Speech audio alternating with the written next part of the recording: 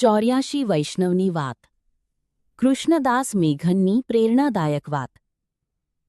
કૃષ્ણદાસ મેઘન ખૂબ જ સચ્ચા અને સેવાભાવી વૈષ્ણવ હતા. તેઓ હંમેશા શ્રીનાથજીની સેવા માટે તૈયાર રહેતા. એક વખત મંદિર માટે ખાસ સામગ્રી લાવવાની જરૂર પડી.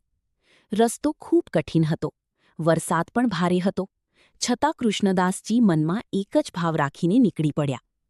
આ સેવા તો મારા શ્રીનાથજી માટે છે. ઘણા લોકોએ કહ્યું, આવા હવામાનમાં જવું જોખમકારક છે, પણ તેઓ અટક્યા નહીં. તેઓ પ્રેમથી સેવા કરતા રહ્યા. કહેવામાં આવે છે કે માર્ગમાં અનેક મુશ્કેલીઓ હોવા છતાં તેમની અજાણી રીતે સહાય મળતી રહી. તેઓ માનતા હતા કે જ્યાં સાચી સેવા હોય ત્યાં ભગવાન સ્વયં મદદ કરી છે. મંદિરે પહોંચીને તેમણે આખી સામગ્રી અર્પણ કરી અને આનંદથી ભગવાનના દર્શન કર્યા. આ વાતમાંથી શીખ: ભગવાનની સેવા માટે કરેલું કાર્ય ક્યારેય વ્યર્થ જતું નથી. સાચી ભક્તિમાં મુશ્કેલીઓ પણ નાની લાગે છે. સમર્પણ અને વિશ્વાસથી ભગવાન કૃપા કરે છે. સર્વ વૈષ્ણવની જય શ્રી કૃષ્ણ.